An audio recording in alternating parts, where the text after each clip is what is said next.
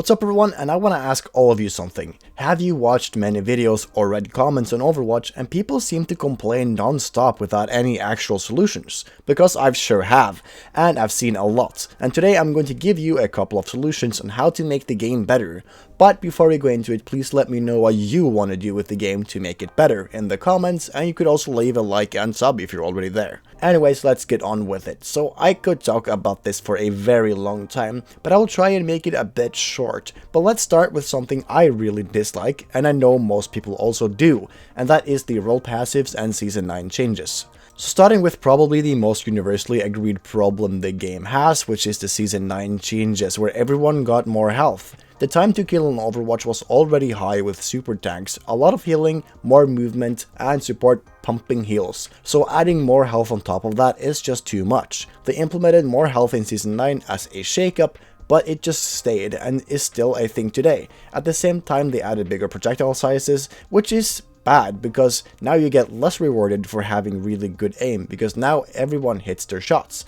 But back to the health pools. Now every breakpoint is different and you have so much health, and that raises the time to kill, and you want to balance time to kill really well, otherwise you either can't die, which is boring, you don't want to shoot a big meat shield and not get a kill, or you die too fast, which just feels bad to insta-die all the time. So balancing time to kill is really important, and pre-Season 9 it was quite balanced, at least compared to now. So the first change I want to do before anything else is reverting the Season 9 changes, both projectile sizes to reward good aim and health pools so people actually die. And the next change would be role passives. Remove them. Remove all of the role passives. The only passive that should stay is the universal health regen. It's quite nice to have, especially if you are stuck and can't look for a health pack. Firstly, the tank one is just awful. It's a free value for any tank player by reducing ult charge on them. This feels really bad because when a tank makes a mistake or takes a lot of damage, let's say Rein fucks up his shield, or Mauga and Roadhog overstays and takes a lot of damage. So they make a mistake, yet they get rewarding by punishing me because I shoot them and barely get any ult charge. It doesn't make sense. Any ability that gives free value without skill expression shouldn't exist, or at least be powerful, like the tank passive. Tanks also can't get booped, so they can play really close to edges, and when you're on Lucio and you still can't boop them because they barely fucking move, it's like me trying to move a mountain and it barely fucking moves. And I know you don't know me, son, but you get the point. You can't punish a tank for playing at the edge because of a passive.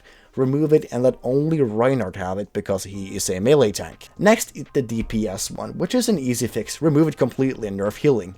Just nerf healing instead. It's quite simple. The healing in this game is universally too high. For supports, you don't really realize it's there because everyone has health regen, so just remove that too. Everyone has it, let only Mercy and shield heroes have increased regen. So now we got the obvious ones our way, or it is one more obvious one, and that is 6v6, which I do kind of want to do last, because if I talk about it now, all the other changes are going to revolve around 6v6 and not both 6v6 and 5v5, because a lot of these problems can be fixed regardless of which format we're talking about.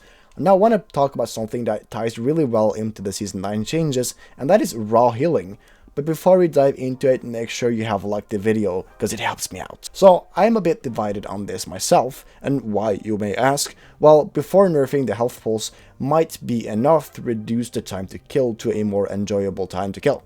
And nerfing healing might actually drag it down a bit too much, so everyone just gets deleted. And as I was talking about, you want it to be balanced. So what I would do is first revert the health pulse, and then mid-season nerf healing universally and see how it's responding. Do people die too fast, or is it more fun? What it feels like Blizzard does is they're afraid of reverting changes. They want to stand their ground as hard as they can, and not often revert changes.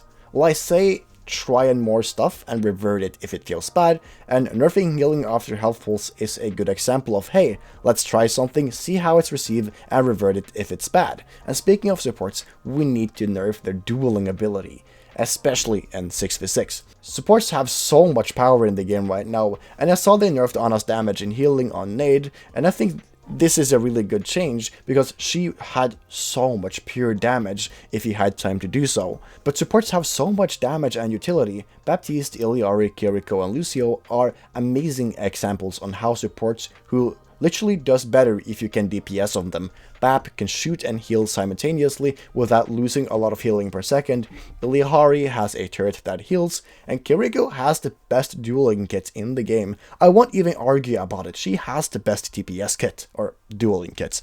And while I do love my boy Lucio, he is really risky to flank on, so I'm gonna let him be, because you need to be almost inside the enemy team. You can't really spam and like randomly two-shot someone like Kiriko, you got me? But you see where I'm going with this. In 5v5 it's rather acceptable because there isn't a tank to peel, but in 6v6 mode I barely play tank and DPS because playing support and DPSing is literally just more fun, and we actually win because they have so much damage and healing at the same time. So the next change was going to nerf dueling capability on supports, a bit in 5v5 and a ton in 6v6. Now, speaking of 6v6, let's finally talk about it, even though it's my last point, but we need 6v6 back. I would say as a main game mode, but at least as competitive, and balance it. On my previous TikToks and YouTube videos, I see a lot of people say they would return to Overwatch if 6v6 came back in competitive, so just do it. Let it get into the game.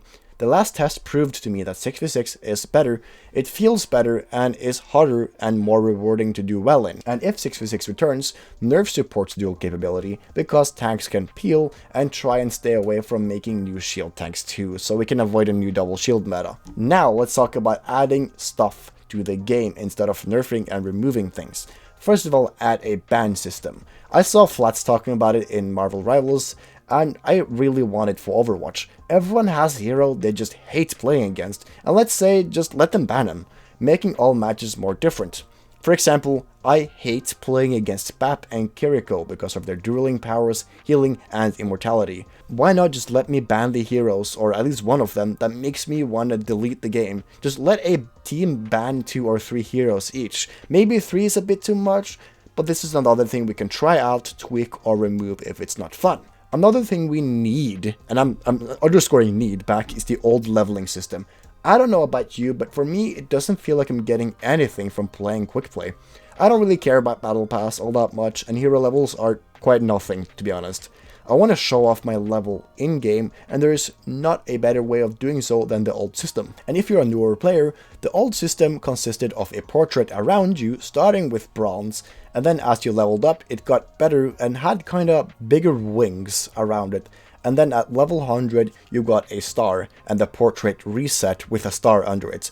And then at 200, you got another star until you had 5 stars. And at the 6th star, so at level 600, you would gain a new color. And the next color were silver, then gold, then platinum, and then diamond. So if you saw someone that's diamond and silver, you know they fucking sucked. Like a diamond level at silver rank, you know they either bought that account or they're I don't know, I've seen it and I hated myself playing it with that guy. He played Wrecking Ball and now I just want to rant, okay? He's a level 3000 whatever ball player and you're still silver, delete the game. Anyways, this was really cool, and I remember getting silver border myself, and it felt really cool for me personally. And adding something like this will make every game mode feel rewarding, because no matter what you play, you make a progress on your border. So for example, I played a lot of 6v6 with my friend, and when he couldn't play, I didn't play 6v6. I didn't even play Overwatch, because solo queue isn't fun when you don't get anything from it, you feel me? And 5v5 is just boring. Anyways, I have one last thing I want to talk about, and I think it will make the game way better, no matter what format you prefer, and it's the rework and removing of immortality abilities. And not only immortality abilities, but abilities that give value when you use them no matter what. And some of them are Life Grip, Suzu, Immortality Field. So mostly immortality abilities, but also abilities like Hazard Block. It's fucking annoying that it blocks and deals damage. And it blocks a lot of damage, and in my opinion, it shouldn't do both. But at the same time, or at the moment, it's fine because the damage is really low, but it's a block on a meter that blocks like crazy amounts of damage and dealing damage. It's just a bit too much for a tank. So at least in 6v6, they should remove one of the abilities on it. Maybe buff the damage, remove the block, or remove the damage and buff the block, something like that. Anyways, Junior Right Click is another ability that should not do that much, and here's what I would do to change these abilities. Junior Right Click has less damage and healing, but they take more of its power and put it into her primary fire or speed ring. That will make her a bit better to play when you're really skilled at her, because you heal more when you're hitting your shots, but the auto aim that's very easy to hit isn't that strong anymore, because it's a very easy ability to use. Life Weaver Grip now either has a 100 or 150 HP shield instead of making you unkillable, or you buff its healing so it heals a bit more, making it a really good ability to grab someone out of a bad situation or out of combat, but it doesn't counter abilities like Pulse Bomb, or huge damaging abilities or damage over time if you take a lot of damage over time. Immortality Field now only makes you immune to damage for the first second or so, and after that it only gives damage reduction, like 50 or 75%, so you don't take a lot of damage in it, but you're not immune to damage. And then maybe just give it more health. For Suzu, I don't actually know what to do. Like, to be honest, I have no idea what to do with Suzu. It's a really short ability, so the immunity isn't really that big of a problem. Let me know what you would do to Suzu, because I have no idea. And that's actually all the things I have. I wanted to talk about the old ranking system, but I don't know if the SR system is better than the new one, because the new one is low-key pretty good. Anyways, that's all I have for today. Please like the video and subscribe if you enjoyed, and I will see you soon. Goodbye.